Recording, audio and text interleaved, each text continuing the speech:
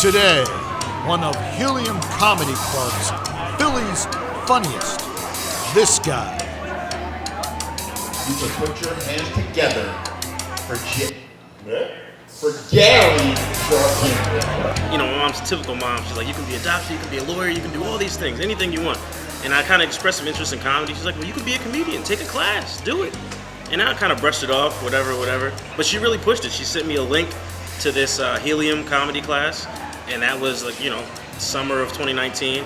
And then next thing you know, fall of 2019, I'm actually enrolled. I paid the money and I show up to the class and never look back. SARS-like virus, which has infected hundreds in China, has now reached the United States. Now to growing concerns about the deadly coronavirus officially. Hey, good afternoon. We come on the air because President Trump is about to speak on the coronavirus. With health officials here in the U.S. moving fast to prepare for coronavirus more than doubling, with 2 new cases in Southern California and 1. We finished the class October 19, and then March 2020, everything shut down. You know, so we were really fresh out of the class. I was hitting open mics. I got booked at a couple shows, literally 2 shows, and the world shut down. You know. So luckily, but I had that kind of support group through like Rob and Nikki P, your dad. We were all there, and we would have like these Zoom writing sessions, like all this kind of stuff. Just tell me to the camera what place we're at. This is Wilmington Brew Works. We're down in Wilmington, Delaware. Got a show in about 15 minutes. Rich Voss is headlining. I'm featuring. Got Ryan Foster hosting. It's gonna be fucking dope. So we were together before I opened for Rich Voss, and So you saw me out there, right just outside the venue, you know, back and forth pacing, saying my set over and over and over. And I mean, that was obviously the 11th hour. At that point, I had already said it thousands of times in my head. I had it down. But yeah, man, constantly just getting ready for the next set.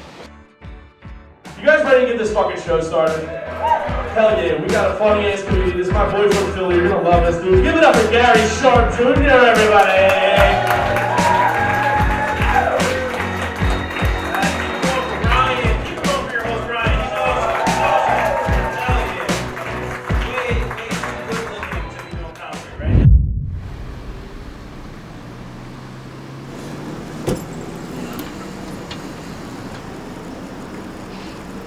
This is 2 Street open mic, man. This is the grind.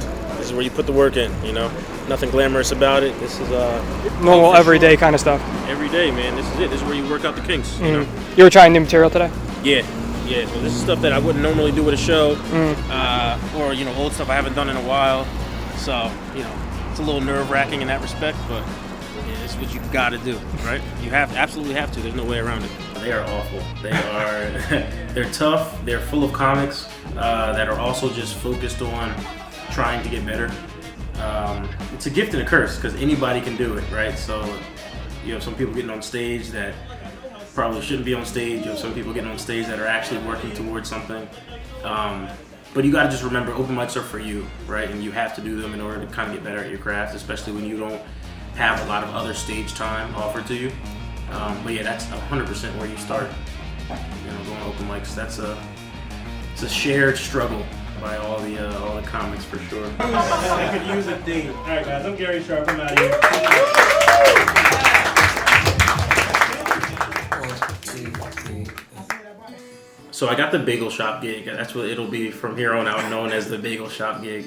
That's up in New York. It was right on the corner from the Comedy Cellar.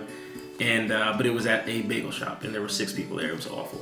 But I got booked on that show through Xander Hobson, who I know through the open mic scene, the Philly, Jersey open mic scene. And he's a great guy. I love Xander. He's awesome. But he's not necessarily like a show producer, you know what I mean? But he asked me to do the show, and just out of respect for him, I was like, dude, you know what? Sure, I'll take it. It's during the week, you know, no skin off my back. You got it, right? So yeah, 3-hour drive, not fun, sitting in traffic. You finally get to New York. I did find parking right there on McDougal Street, which is kind of unheard of. Left my car right there. So that was convenient. Probably the highlight of my day was that fucking parking spot, I swear to God. I walk into the spot. I'd never been there before, and I walk in, and I'm like, "Wow, it's a bagel shop! Like that's amazing." I'm looking around, like, "All right, well, is there a stage somewhere?" And the guy like points to the corner. He's like, yeah, you're gonna be right there. I'm like, behind the couch? Like, this is awful. Makes no sense. So I just sit down, I have a bagel, and I wait for Xander to show up, and he shows up. He's like, hey, Gary, yeah, how you doing? He's all excited about it. And I'm looking at him like, dude, is this place gonna like expand? Are we gonna go downstairs? Like, what's gonna happen? And he's just like, yeah, this is it. What do you think? What do you think? And I'm just like, I think I want to go home. I think I want to just do this show and get the fuck out of here. And that's what happens, man. I mean, we did the show. How many people showed up? Maybe 5, 6? 5. Yeah, honestly, 6 might be a strong number. Yeah, it's like 4 or 5. And I came everywhere. I did. I had to write my face, guys. It was amazing. It was. All right, well, we don't have no couples in here? Nothing? No. You guys are in a relationship, not with each other. The pinnacle of like what this is like sometimes. I was gonna say that, yeah, and 100% it is, because it's like you're doing comedy for 5 people in a bagel shop. Like, this is nuts. Mm-hmm. But this is what you do, you know. I mean, you got to remember, we're all just starting out, right? I mean, Xander's really just starting to produce shows. You know, this show was pretty low key, but he's going on to produce amazing shows since then. No, I've met a lot of cool people along the way. I definitely have. Even starting with the class at Helium back in 2019. I mean, there's still people I talk to this day. You know, Larry DiBona, Rob Cody, Nikki P, the teacher, Chip Chantry. Still talk to him all the time. So many people along the way, man. So many people. 2 dudes and a dad. That's our team, and it's me, Nikki P, and Rob Cody. And we met each other actually taking a class. We all started at the same exact time back in October 2019. And after that class, you know, we kind of got together for a writing session here or there.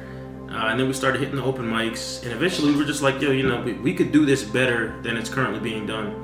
And finally we had the idea, like, let's just find a place that will let us put on our own shows. And I actually ended up finding Pinchport, and I brought it back to Rob and Nikki, and I'm like, guys, we can do this. You know what I mean? And we kind of put our heads together and made it happen. You know, Rob, turns out he's a fantastic graphic designer, so he kind of makes all the flyers. He's awesome with that stuff. Okay. He creates all the flyers. Nice.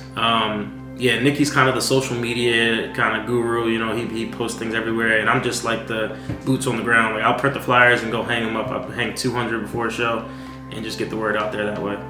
So we talk about being an up-and-coming comic, an amateur comic, and it's tough, right? It's tough to kind of create your name, you know, create your stamp, and having kind of a crew, so to speak, helps with that, right? And sometimes it can be something as small as, you know, having a crew just to go with you to open mics, so you're not there by yourself, right? So you kind of like stick out in the crowd a little bit. But what we did, we really banded together. We created really a production company. You know, on a small scale, but still, we're producing shows. Absolutely. And I'm like, what the fuck? Hey, listen, you guys want to keep this show going or what? How you doing? Come on. Yeah, let's get some energy going. You guys are gonna love your next comic, okay? Listen, he's the girls over in the city. Keep those hands going from Naeem Ali.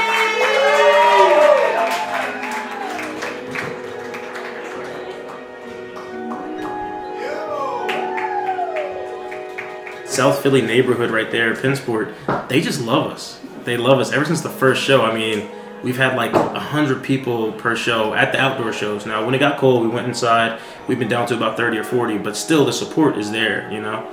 And that's just been awesome. And we created our own stage time, right? So it's like we don't have to necessarily go to open mics. And if we're having a slow month, we're not getting booked all the time. We still have somewhere we can get on stage and work out our material, you know what I mean, and kind of get better as comics, you know, progress. I guess I kind of want to say, you know, when you are quote unquote being your own agent, right, and you're trying to get booked, and of course, you know, I would say most amateur comics, before you get to that kind of next level, you're doing all this on top of your 9 to 5, right? So that's like, it's stressful. It really is a lot to take on, and it's something that can't be understated, you know. Because I mean, I find myself obviously at work, at my day job, doing comedy things, right? And then I come home and I still have more comedy things to do, or I have more of my day job to do.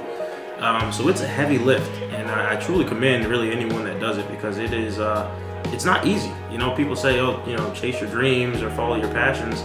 Easier said than done. You know what I mean? I got bills to pay. and this is not doing it. You know, not right now anyway. So it's all fine and dandy, and it looks great, you know, when you come to a show. But there's a lot that goes into it, you know, and I feel like people kind of miss that, especially for the young guys and girls that are grinding. It's a serious thing, you know what I mean? It's a time commitment. So the other day I was supposed to be at work at 9, and I just slept in until like 11. I was like, I'm exhausted. Like, I need this sleep. And I called out sick a couple hours. I was like, I can't do this right now. You know what I mean? Like, it really will get to you, you know? But that's part of it. That's part of the climb up, right? And until you can have your entire day to just do what you love. Yeah, my first time being on stage, what did that feel like? I can tell you right now, it was absolutely fucking terrifying. It was scary as fuck. I was petrified, man. But at the same time, it's this weird scared, right? Like, you're scared, but you're also so excited, and the adrenaline rush. It's just like, there's no feeling like it, man. It's truly a high, you know. And after that, you're just chasing it. You're constantly chasing it. And once you get that first laugh, I mean, there's no feeling like it, man. I will never stop. I absolutely love it, you know.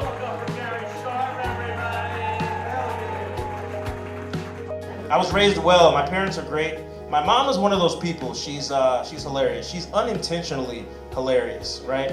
Like, she has a problem picking up new lingo, so she's constantly just fucking up words and phrases. She called me the other day, right? And I pick up. I'm like, hello? She's like, oh, hey, Gary, I'm sorry. I must have fingered you by accident.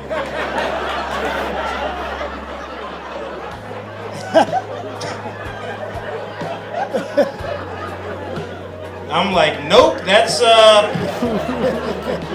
is surely not it. That is most definitely the wrong word. That is not correct. I'm like, you mean you pocket dialed me? Like, this little voice in your head telling you, you're absolutely out of your mind, you're crazy.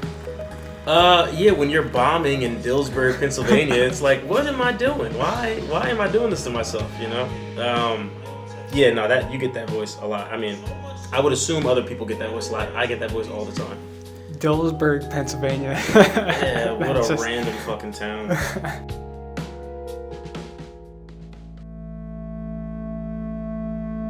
So this is like one of your biggest shows? Yeah, fucking A. How many people do you have coming for this one? 70 fucking people, dude. 70 people. That's also, we're talking about the narrative, that's not typical. Not typical, right. No, this is like where you want to head someday. This is this is endgame. Huge. Yeah. And where are we? We're at the Punchline. Punchline, and you got Punchline Comedy Club. This is arguably the biggest club in Philly. It's this and Helium. Right. So gotcha. What got you here?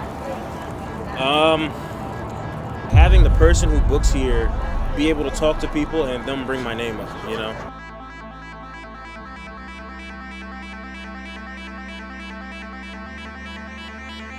Yes, I mean, I'm by nowhere near famous at all. Nothing like that.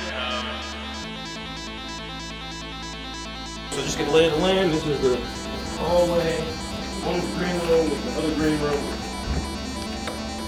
And then that's the walkway to the stage. That's cool. The stage over there. Yeah, this is much for what we're doing. This is legit. That's what I'm saying. It might not fit the narrative. Yeah. Okay.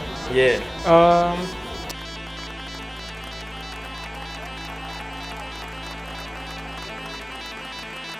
What's your end goal, right? Is there an end to the story? The answer is hopefully not. I want to do comedy until I can't walk anymore. You know what I mean? Until I can't talk anymore. There's truly no end in sight. You know what I mean? That you're just going to continue to grind and grind and grind for the foreseeable future, you know, until you get your break. And even then, that's only the beginning.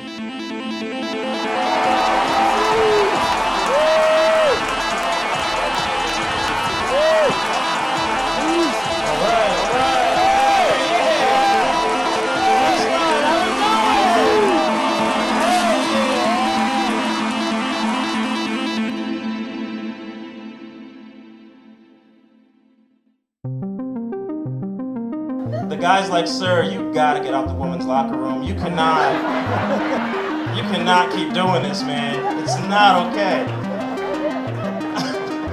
I'm like, Jeff, you know me, dude. I've been coming here for years. You can't ban. Okay, whatever. I fucking left. I just left. I'll do your taxes for you. $50, I guarantee your refund within 10 days.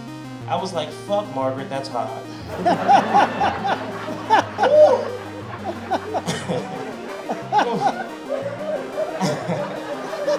Jesus Christ, Margaret, is that gonna be 10 business days? Or calendar days? She said calendar days, and I came immediately, right in my pants. I nutted right away. Oh man, I couldn't control it.